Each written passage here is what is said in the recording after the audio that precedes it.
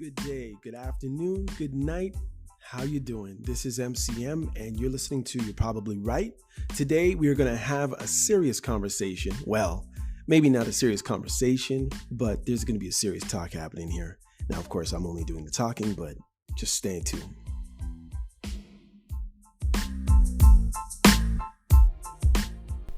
Hey y'all, just a disclaimer before I start.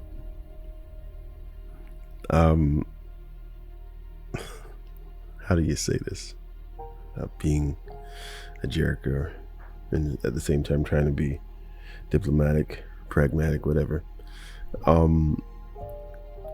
know you're watching. Sorry, correction. I know you're listening. I appreciate it. But if you're listening to help your situation, to have somebody to talk in your ear and entertain you, to bore you, if you're listening to laugh, and that's what you do, if you're listening to steal my ideas and maybe prop up your show, hey, cool. All I'm asking, guys, whatever you resolve, please pass it on to either someone else can also use it and help their show, or maybe somebody else wants to laugh, or maybe somebody else needs help, or maybe you're listening to judge me, so maybe you need company in judging me. Whatever it is, please, please, please, whether you like the show or you don't like the show, but if you're listening, I'm just asking you, can you please at least share it with one person? It doesn't even matter if you like that other person or if you think that person would like. Just all I'm asking you to do is pass it to one person. The views on my podcast are pretty steady, so I'll know if you do it or not. Anyhow, that's my little beg, my little ask. Okay, that's any word. Welcome to episode 163 of You're Probably Right podcast. Your go-to podcast for diving deep, and not so deep sometimes, into the midst or the minds of people who walk different paths. Today we're breaking down the topics that most don't have the courage to face head on, the truth about single men who have pretty much given up on finding love or new partners. Why do some women step away? Or why do men step away? We'll stick with the men. What are they really thinking when they decide that they no longer want to be a part of the traditional love game? I'm MCM, and today I'm peeling back the curtain to answer the questions many women are afraid to ask, but are desperate to know at the same time.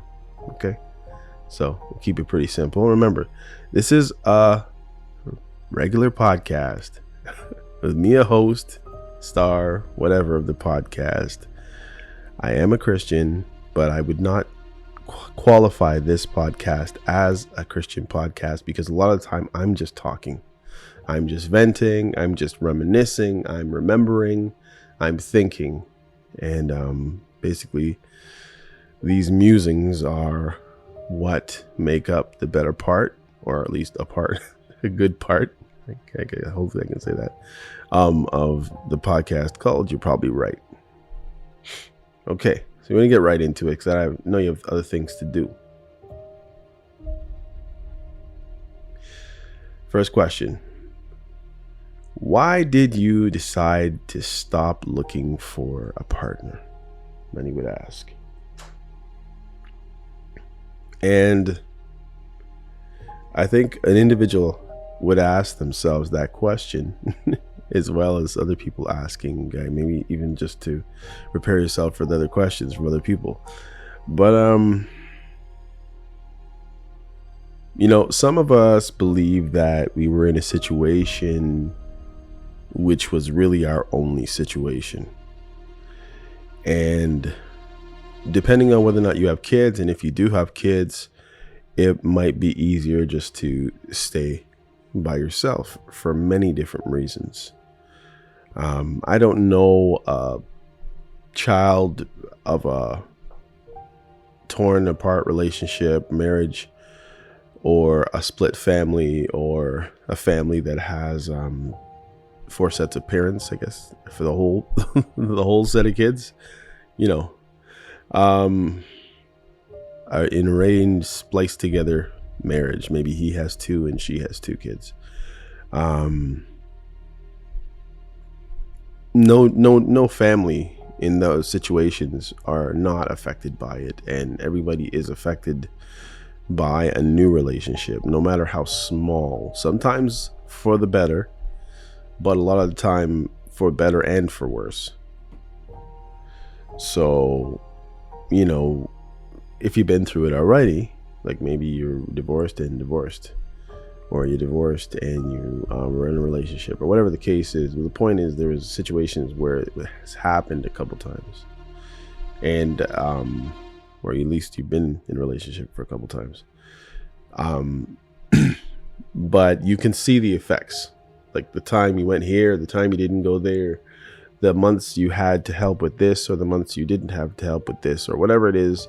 But you realize that getting into another relationship does change your family dynamics, whether you'd like to believe it or not.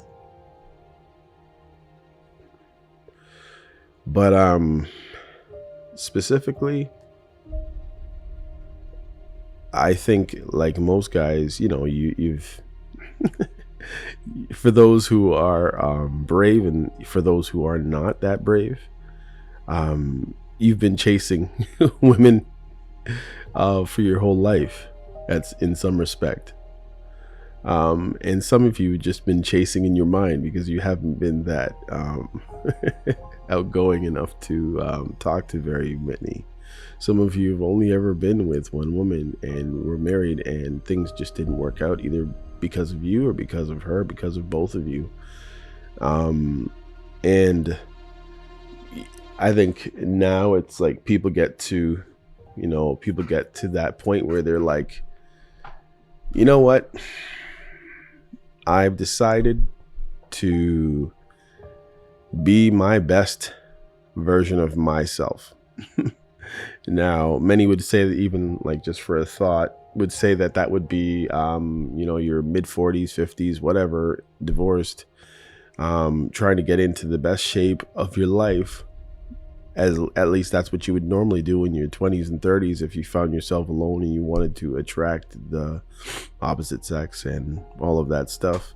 But you somehow realize that for you to be your best self, you wouldn't go to the gym just to attract others.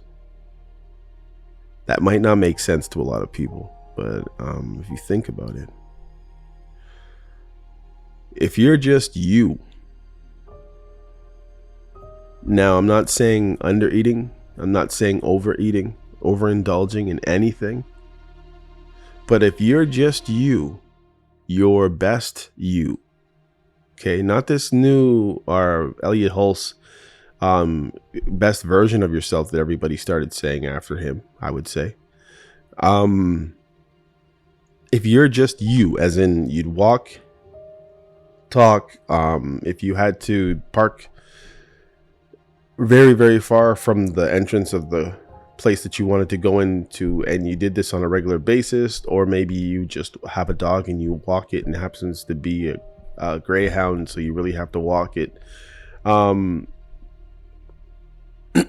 You're just in shape because of the things that you normally do in life. You're not actually going to a gym to do push-ups. You're literally doing some sort of exercise or some sort of work in your regular life that would constitute you doing push-ups. Obviously, maybe not pushing 200-300 pounds, but a constant thing in your life where you're as fit as you would normally be. I don't know if that makes any sense to someone. In other words, maybe you at the gym has a 34-inch waist, and You just regularly living a life healthy, not getting sick, and thriving and able to do all kinds of different body positions has a waist of 36. 37 even. And you look at that from every standpoint of your life, and you become someone, maybe someone you've never been really before, because you've always been trying to impress or show out or strut or whatever to gain that access to, lustful eyes or wanton eyes from women, and eventually pick one up or get one or marry one. But anybody who wants to live a life where they're not the main focus of their life, or they're not maybe not the main focus, but they're not actually the main player, I think at the end of the day, you want to be your main player. Whatever it is you're doing, you want to be the reason why you're doing it, outside of God, of course, because, or I should say inside of God, because at the end of the day, you work to provide and do all those different things. You also, in your normal day life, proclaim the goodness of Jesus. You proclaim who you are as a Christian, and you've seen and read and listened to his scriptures and walk by it daily. So what I mean is inside of that. So not saying that you or yourself are your main person, but what it is you are you in Christ, without the add-on of the ab machine or any other thing that might enhance you or have you looking better or more attractive to women, like including a men's group that teaches you how to talk to women, or all those different things, like the different things that you would do, like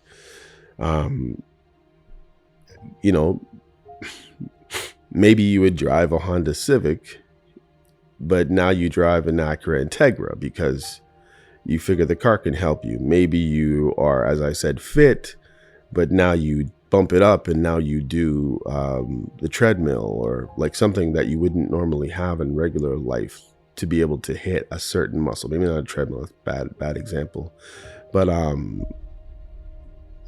just one of those things. My point is that there's lots of stuff that enhance us, and I'm saying at the end of it all, if you have nothing at all, if you are nothing at all but you, and there's nothing extra anything, and it's just you, and to find someone who would actually love to be with that person, would fall in love with that person, would want to spend their life with that person, wouldn't that be the best? And I think a lot of guys, whether they live it out for the rest of their life, or whether they live it out until they get chosen or whatever it is, I think most guys would just like to ride it out. Now, a lot of us aren't able to, but yeah, hopefully you understand that answer. 2, do you ever feel lonely, or is solitude a conscious choice you've come to enjoy?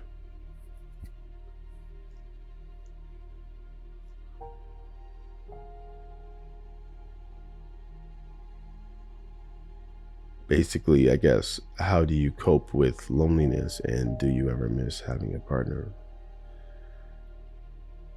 I can't say that I really feel lonely most of the time, because I'm usually doing something, which I think is a big thing. And I think when you work and you have many people to help or to do things with or for, I think it takes the focus off of yourself. And yeah, you do have that downtime, I guess, when you would go home, or from your job, or from whatever it is you're connected with and working at with. You have those times, and hopefully you can fill those times as well, or at least sit in the loneliness and learn about you, learn about other things than other people. Like maybe that's your opportunity to really focus on something, because when you're in a relationship, if you're in a good relationship, a lot of your focus is on your partner. If you're in a good relationship, or if you're working towards a good relationship, those things increase, they don't decrease. And that's why some people, when a relationship is over, have a hard time going on. And we've heard the stories over and over where a spouse would die within a month or 3 months or 3 weeks of their marital partner, their spouse, because they had so much everything with them. I mean, for some reason we all want to get there. But can you imagine the heartache though? That if somebody passes away, you literally shut down. I can't even imagine the pain. And I think it'd be a little bit obsessive too. It's not actually a positive thing, but it works out that way for some. So I won't talk against it too much, I guess. But I mean, in the Christian world, if you were a believer in Christ Jesus, then you'd realize that his grace is sufficient to go through such a thing, because you would still have him. I mean, think about it. In the world to come, there's no marriage. He's our source of our strength, the object of our worship. Totally.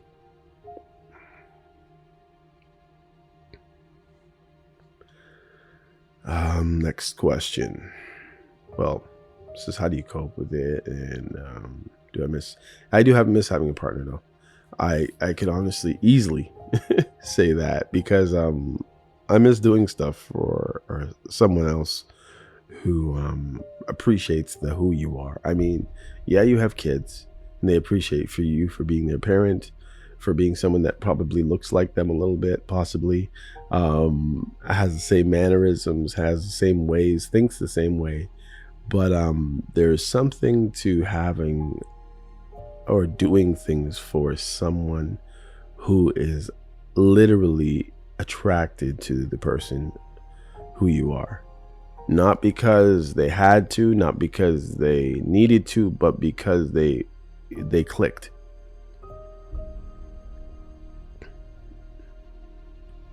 So that relationship trumps all relationships when it comes to doing things for someone. I know many would probably argue about kids, but of course you love doing those things for your offspring, your kids, your little cute versions of yourself in various ways. But it's parental, it's different. That's the best way. If we want to disagree, I guess. It's just different. But I mean, I guess it depends on the kids and it depends on the spouse too. But hey. What do you think about when you see happy couples?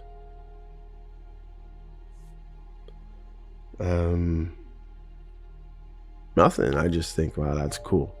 That's about it. I don't really think about it too much. I literally look and say, you know, that really looks cool. That looks cozy. That looks comfortable. And I think that little bit of it that I see in it is what most people are looking for, even as a young person, not even intended to get married, or maybe intended to get married, but you're always looking for that other half. We never feel quite whole. It's a desire that I think has been put into us by God, is for us to find a mate.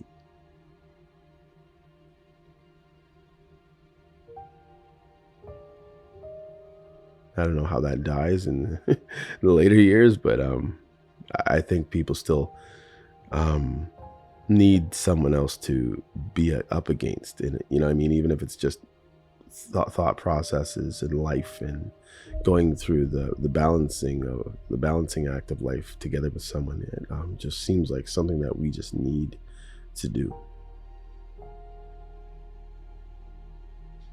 Does it make you reconsider your choice, or do you feel content seeing others find love while you focus on other aspects? Well, I would say, I don't really compare myself to others and how their lives are, because I realize that there is a life cycle no matter what, and there's levels to many things, and very, very few of us will stay in one place for a very long time, even if you do physically, not mentally. So I don't really miss things in that way, because I know that I've seen people in and out before or after or since I've been alone. So, I mean, nothing lasts forever, right? All good things must come to an end, one way or the other. I just take it in stride, it's kind of like regret. You can regret the day that your parents told you not to go outside, and not only did you go outside, but you went down to the corner store and somebody saw you holding that $3 in your hand, and I wanted to say a $3 bill in your hand, and somehow they punched you in the nose. You know what I mean? Like, you regret that you didn't listen to your parent. You regret that the situation didn't end. Maybe you did something stupid. Maybe you set the wheels in motion of your inevitable breakup. Everybody regrets that kind of stuff. So I kind of just think you just move on.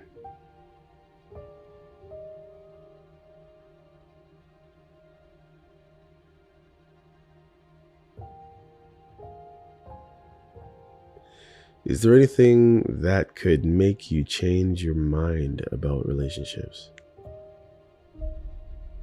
No.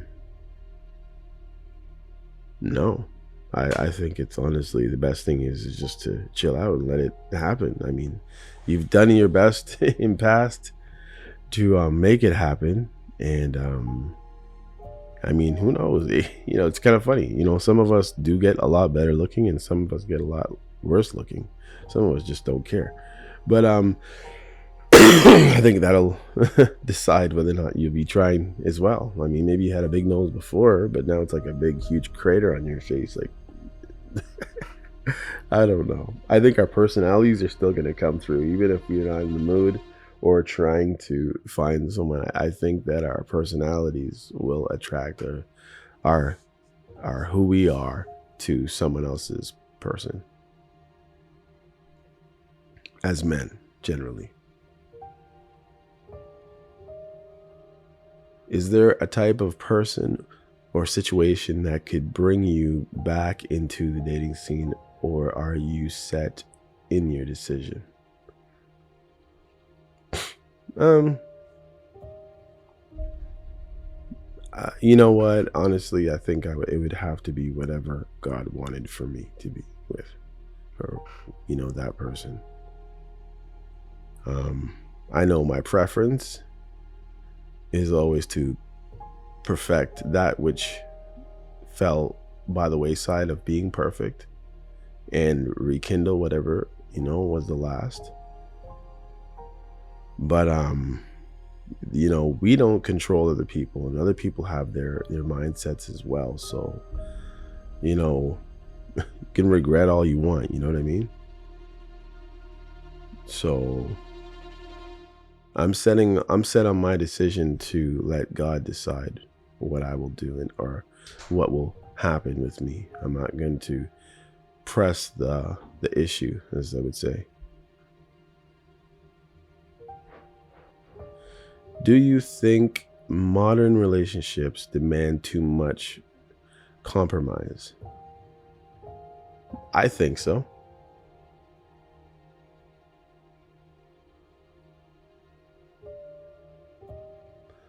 I think, they demand a lot, and they want men to not be men anymore. And they want women to do some of the heavy lifting that they weren't made to do. The average woman wasn't made to do heavy lifting. And that's in various ways. And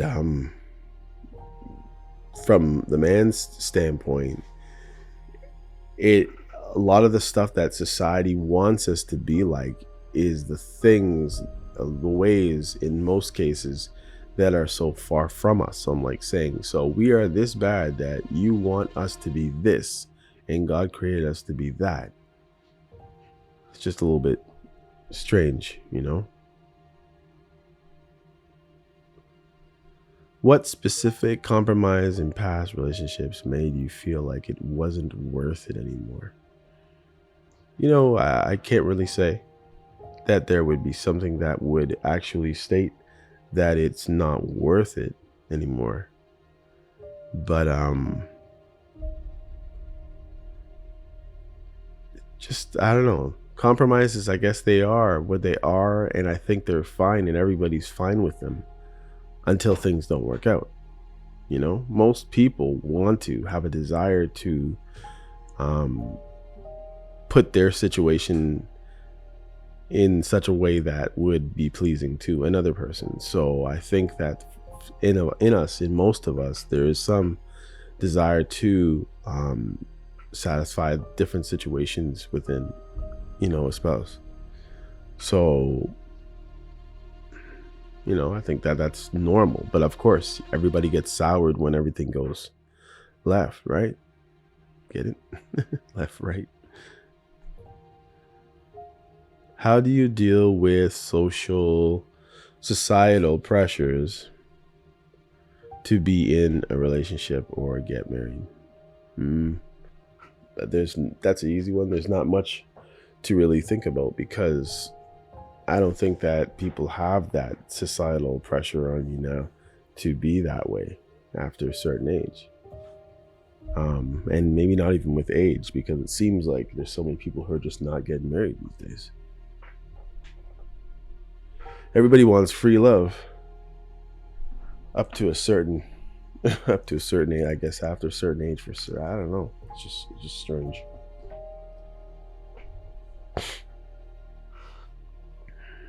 So there's no issue. Do your friends or family ever question your choices, and how do you respond? Very few times I say something and somebody will be like, well, no, you're not too old, and blah, blah, blah. But it's like, man, it is what it is. and not saying that it's not a huge desire to not be alone. Being alone sucks. Even if you're, as people would call you, an introvert.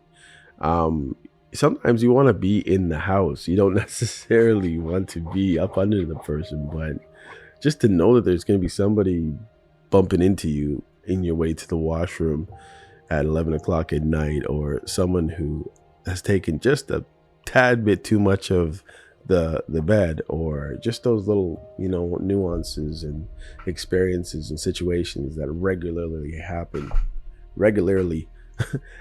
in a marriage are definitely something to be desired. And also, not to mention, having someone who cares about you, someone who wants you around and all that stuff. Of course, that is a big thing. But it's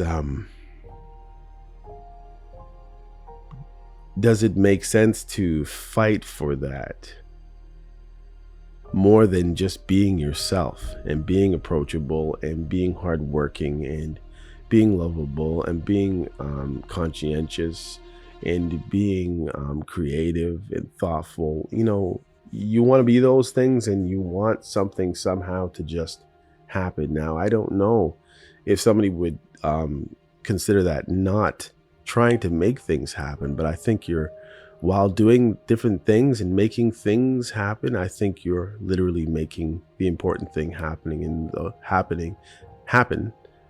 or whatever, to happen. And I guess we're trusting that someone will see this, see those things, see the effort we're making in different ways. Maybe you're a bummy dude and now you've decided to get clothes that actually fit you now.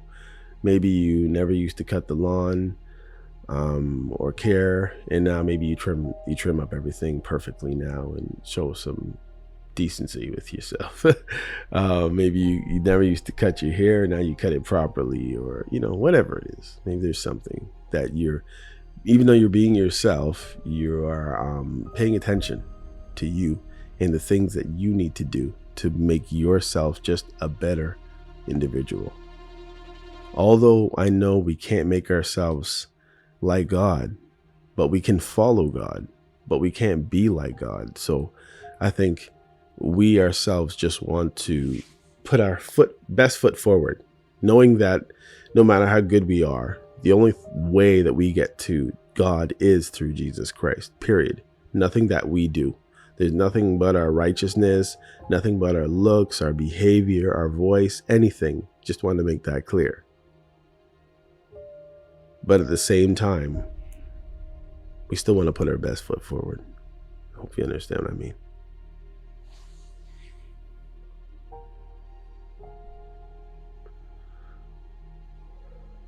Do you believe true love exists? Or do you experience or have you experienced skepticism? No, what does it say? Sorry, I'm just trying to read this. I should put my glasses on. Old bean. Do you believe in true love, or do you believe true love still exists, or have your experiences made you skeptical?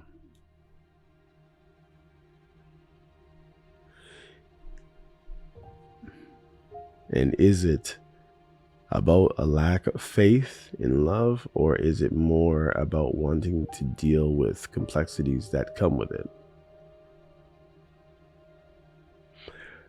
For me, the funny thing is I thought it was there, and I think that person thought it was there. I mean, how is it? It was there, and sometimes it just depends on what someone is focusing on. No matter what you bring to the table, if a person's not looking at it, they're just not going to know it's on the table. You know what I mean? That's like you watching TV and you say, hey, can you pass the peas? But you're looking at the TV on the other side and the person's on your right side and the TV's on your left side. And if you're sitting there peering over the TV, you won't know that the peas are on the table. So I believe it's there. I believe it was there, and honestly, I'm not really looking to have that there anywhere else.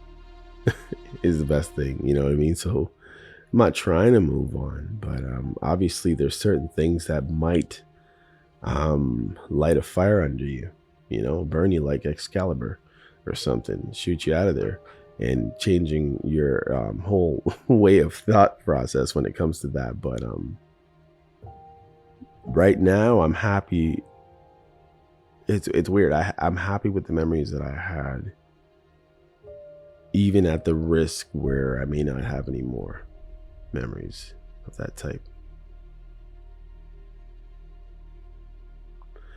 And I do believe in love.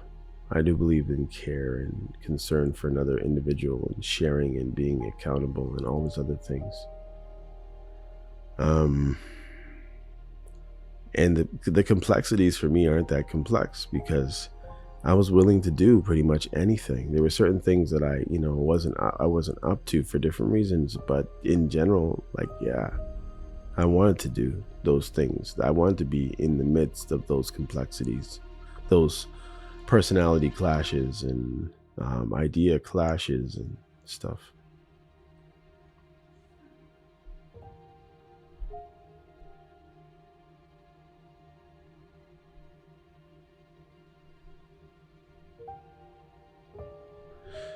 Next question. I'm not sure if I'm going to answer this when I'm reading it, What are your thoughts on gender roles in relationships today? Do you feel that societal expectations of men and women have played a part in your decision to remain single?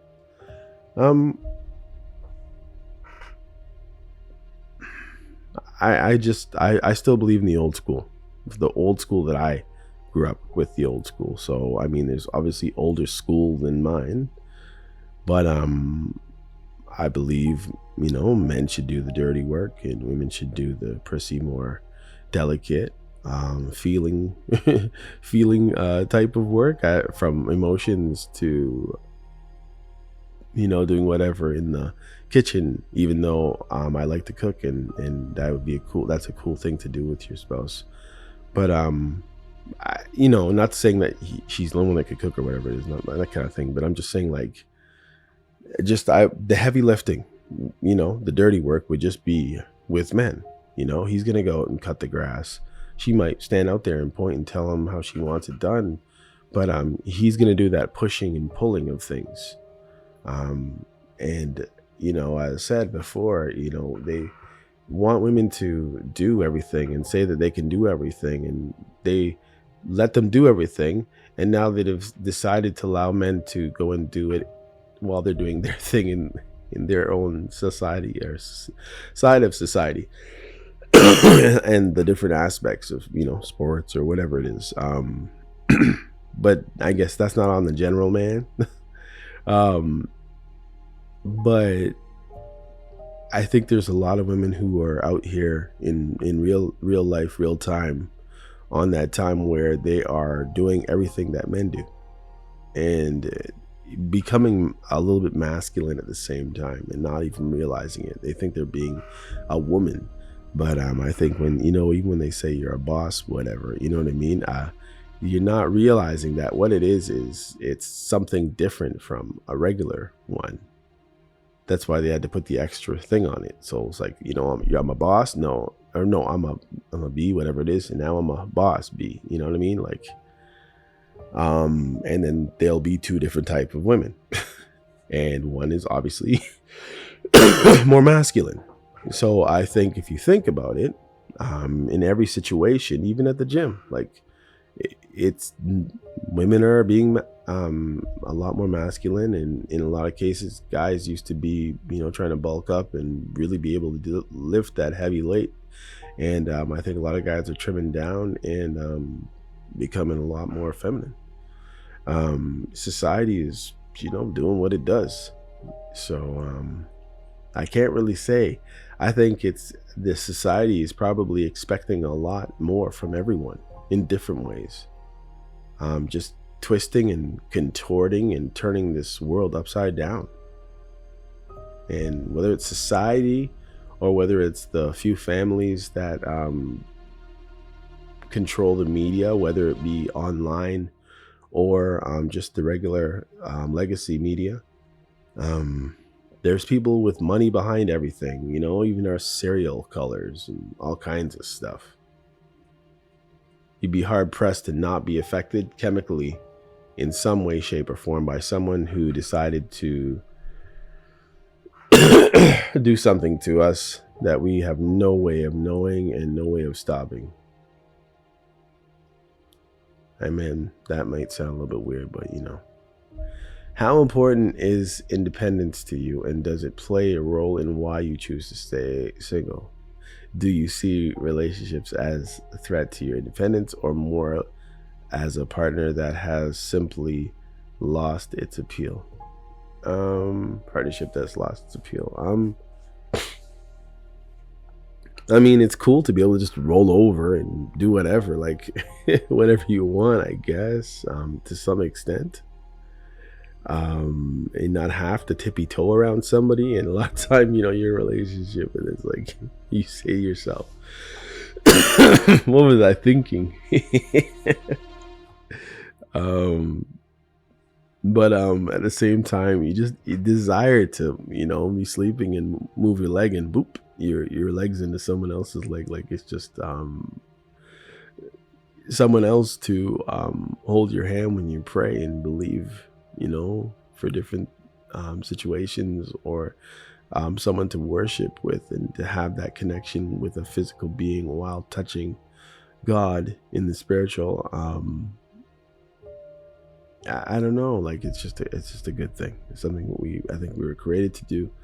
But at the same time, I haven't chosen her. It's not really my decision to stay single. It's just it is what it is.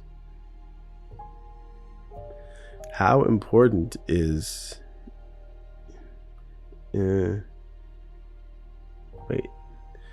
wait do you see your independence or more partners that has I maybe just new for a new one. I guess there's some people who kind of sit around and want a new thing as well, whereas some people just desire the old, you know. And sometimes you get it back together, and it's never the same way that it was, anyways. But that's the dilemma of searching for that which has already been lost. Sometimes you have to allow things that are lost to stay lost. And when you do that, you move in different directions and you find new things. Last question. Do you feel misunderstood by women who don't get why you've chosen this path? Not really.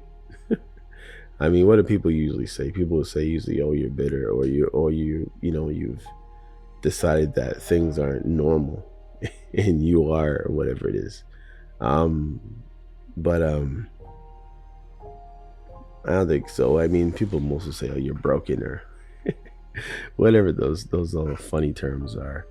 I think you just get to a point where you just allow life to be what it is, and therefore you're not on the hunt like you were when you're younger. And I mean, a lot of time you'll be taken that way in society anyways, but you don't have to be, obviously. And lastly, about that one, how would you explain your choice to a woman who thinks every man wants or needs to be in a relationship? I think by just deciding to live and not worry about what other people think. And I think you, again, the most desirable and best you could possibly be is you, who is not trying to prune or preen or strut or whatever it is for anyone else. You're just strutting because you're just strutting your style strut. Hope you get it. For some of us, the ideal love and relationship has lost its spark, but that doesn't mean we're empty or incapable of joy. Sometimes the most freeing choice is to step away from the expectations and simply live for ourselves or Jesus. In this episode, I hope I've provided a window into the mind of the single man who has given up on traditional pursuits of love, not out of bitterness, but out of the desire for peace, independence, authenticity. These are the questions women want to ask, and I'm here to give you the real answers. No games, no lies, just the truth. Anyhow, until next time, I'm MCM signing off. Peace out. Hey, come check out You're Probably Right podcast.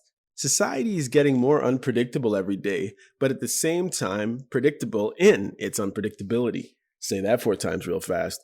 Come with me as I attempt to find clarity in all the fog while staying way outside the box and kicking the box way down the road with my size 12 ducks. I use the Bible, experience, education, fortune, misfortune, life's lessons, life's mistakes to sort through all the mess. I talk about news, God, God, self-help, sports, sickness, health, music, parenting, love, humbleness, hurt, pain, joy, and all the things that might make you say, I never thought of it that way. Hopefully, anyway. Also, I take a stab at answering tough and not so tough questions, and all the while understand that, listen, Sometimes you end up in the hot seat and there's no thermostat. Well, that's how it is here. And because there's no topic, well, very few topics off the table, Torontonians will understand that Doug Ford reference there. Hopefully the podcast will be helpful and uplifting. And hey, maybe you'll find your own private Idaho here somewhere. Hope to see you soon.